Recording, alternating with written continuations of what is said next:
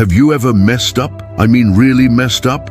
Said something you instantly regretted? Did something that made you want to hide your face forever? We've all been there. And today we're diving into one of the most powerful comeback stories ever told. It's about failure, regret, and the incredible unconditional love that follows. It's the story of Peter. Imagine the scene. Jesus has just been arrested. The disciples, his closest friends, have scattered. Peter, the one who just hours before swore he would die for Jesus, is now huddled around a fire, trying to stay anonymous. A servant girl approaches him. "You were with him," she says. "No, I wasn't," Peter quickly replies. A little while later, someone else points him out. "This man was with Jesus of Nazareth." Again, Peter denies it, this time with an oath. Finally, a third time, the accusations fly. "Surely you are one of them. Your accent gives you away." And Peter, overcome with fear, curses and swears, "I don't know the man."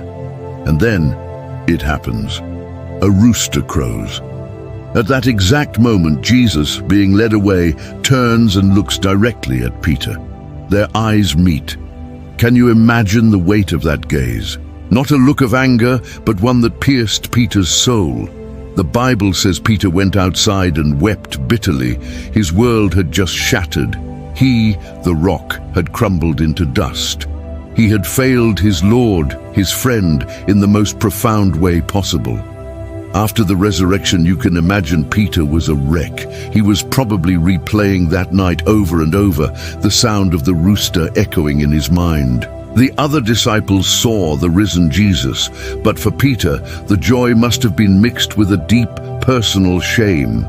He probably thought, "It's over for me. I had my chance, and I blew it." So what does he do?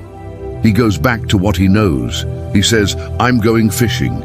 He retreats to his old life, perhaps thinking his days of following Jesus are done. Several other disciples join him, and they fish all night, but they catch nothing. Zero. It's like the emptiness in their nets mirrored the emptiness in Peter's heart. As dawn breaks, a figure stands on the shore. He calls out, "Friends, haven't you any fish?" "No," they answer. He tells them, "Throw your net on the right side of the boat, and you will find some." They do it, and suddenly they can't even haul the net in because it's so full of fish. John, the beloved disciple, recognizes the scene. It's a repeat of their first calling. He turns to Peter and says, "It is the Lord." The moment Peter hears this, he doesn't hesitate. He throws on his outer garment, jumps into the water, and swims to shore. He can't wait for the boat. He has to get to Jesus. This isn't the action of a man who thinks he's been cast aside. This is the action of a man desperate for a second chance. When they all get to the shore, they find a charcoal fire going with fish cooking on it and some bread. Jesus has prepared breakfast for them. Notice the detail, a charcoal fire. The last time Peter was near a charcoal fire was the night he denied Jesus. This isn't a coincidence. Jesus is gently, lovingly recreating the scene of Peter's greatest failure, not to shame him, but to heal him. After they finish eating, Jesus turns to Peter. He doesn't bring up the denial directly. He doesn't scold him or say, "I told you so."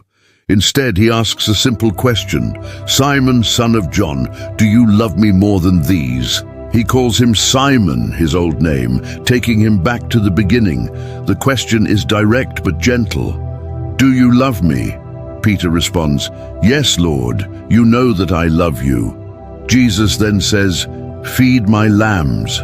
Jesus asks him a second time, "Simon, son of John, do you love me?" Again, Peter says, "Yes, Lord, you know that I love you." Jesus replies, "Take care of my sheep." Then a third time, Jesus asks, "Simon, son of John, do you love me?" The Bible says Peter was hurt because Jesus asked him the third time, one question for each denial. This wasn't to twist the knife, but to pull the poison out completely. Each question was a chance for Peter to replace a memory of failure with a declaration of love. With his heart aching, Peter says, "Lord, you know all things. You know that I love you." And Jesus' response is the key to it all. Feed my sheep. With those 3 words, everything changed. Jesus didn't just forgive Peter, he reinstated him. He gave him his mission back. He took Peter's greatest failure and turned it into the foundation of his future ministry. He was saying, Peter, your failure doesn't define you. Your past doesn't disqualify you. I still have a purpose for you. That rock I spoke of, it's time to start building.